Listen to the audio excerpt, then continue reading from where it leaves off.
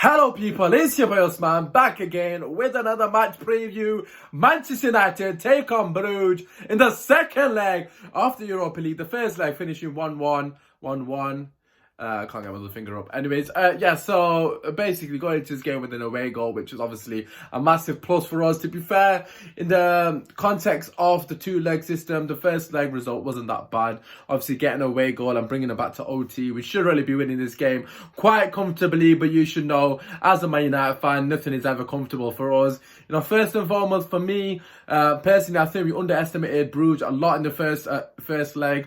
I think Ole Gunnar Solskjaer is responsible for that first and foremost, but just intensity from the players wasn't there. I don't think we actually particularly did ourselves any favour. Our, combination play wasn't really there. I didn't see much link up. I didn't see much transition period or transition play in general. There wasn't a lot to be desired, to be fair, in the first game. Obviously, we grew into the game in the second period, but in the first half, for me, we were absolutely shocking. Obviously, Dennis getting the goal for him. God knows where Romero was. He was literally caught in no man's land, but we got the equaliser, definitely against the run player Martial getting that goal for us, which really gave us this sort of boost going into the second leg. Like I said, it is at Old Trafford. We should really be going into this game with confidence, on the back of the couple of positive results we've had in the league.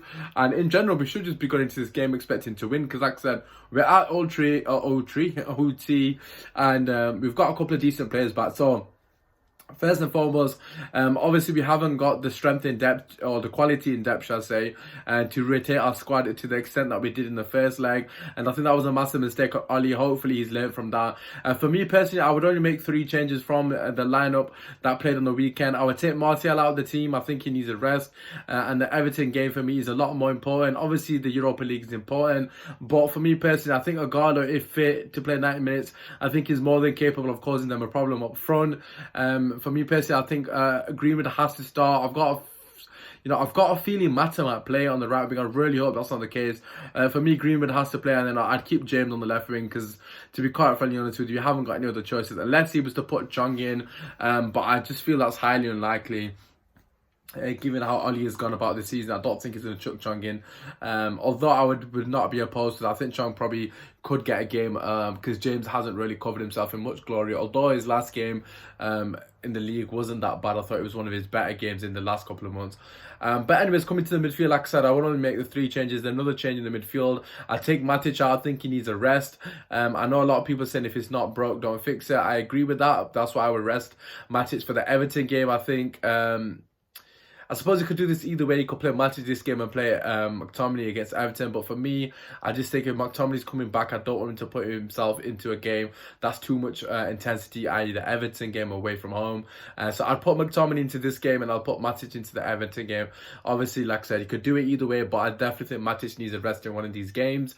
Obviously, Bruno back in number 10, no brainer, and then Fred playing it in the sort of second pivot. Obviously, Bruno was fantastic on the weekend against Watford, so hopefully he can continue to carry that through into this game, and hopefully carry us to a victory, and obviously to the next stage of the league, Europa League that is. And in the defence, the only other change I would make is I would bring Bayern for Lindelof. Again, I was massively surprised he wasn't playing against Watford, given the fact he was coming off the back of a fantastic Chelsea performance. Whether that was because Ali was trying to embed him back in rather than get him playing too many games, I don't know. But yeah, for me, basically, if Bayern's not playing this game, he's got to be playing against Everton for me. There's no way Bayern shouldn't at least be starting today or against Everton. I think it's been an absolute disgrace, to be quite frankly honest with you, if he's not playing at least one of these 2 games. And obviously, Williams staying on the bench, Luke Shaw, Maguire, Bailly and Wan-Bissaka in there, keep Romero. I know you made that mistake in the first leg, but how often do we say that with Romero? He's very consistent and he's very reliable in most cases. Obviously, he had a bit of a rush of blood. I suppose you could argue bringing Williams into the team, but I don't know if he wants to do that. We'll see what Ali wants to do. I wouldn't be opposed to that happening, but I think Williams has been kind of poor his last couple of performances, so maybe probably better situated or suited to keep him out of the firing line. Obviously, coming back to the game itself, Brugge, their main threats from the first half, there was that winger, I forgot his name, Is it Suso? I don't think it was. Was it Suso? He was a massive threat. I thought he was very good for them, especially in the first half. He was causing us a lot of problems, and of course, Dennis up front definitely causing a lot of problems. His pacing behind, and obviously his ability to press the ball at high up the pitch was fair play to him, and I respect it. Obviously, he got 2 goals against Real Madrid as well at the Bernabeu, and then obviously got the 1 goal against us. Yeah, you know, obviously it was a stupid mistake by us, but nevertheless, he's got to do his job, which is put the ball into the back of the net. Coming back to us, obviously, what I want to see from us, I want to see us showing the impetus in this game. But at home, at Old Trafford against the Belgium team, yes, they're doing well in there respectively, but come on, we should be battering these. Let's make no mistake about it. Anything but a win here is a joke, to be quite frankly honest with you. We're trying to get it back into the Champions League, and if we can't beat teams like Brugge, then to be quite frankly honest with you, we don't deserve to be in the Champions League. Obviously, it won't be surprised if we actually end up going out on away goals or anything stupid like that, because we do make a lot of stupid mistakes in these kind of pressured games. However, defence has been quite good in general in the last couple of months, so I'm quietly confident that we should get the job done, a professional performance. I'm going to go 2-0 Manchester United.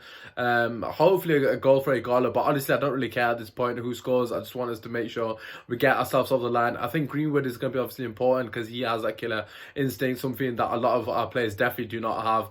I love Greenwood, man. I know he was very quiet against Watford in the first half, but I just love the fact that he's not scared to take a shot. And I'm not saying I want people to be constantly taking shots and greedy, but the guy is always looking to try create an opening and get a shot away. That's exactly what you need from your attacking players. We don't see that enough with our players. Even Martial, he doesn't do that enough. He's got a good shot on him as well. I think a lot of our players need to be a bit more ruthless and a bit more selfish in terms of trying to just get a shot away. Bruno has done that a lot since he's come in, and that's why the fans have kind of taken to it, because we've not seen that in a while. So that's definitely a positive.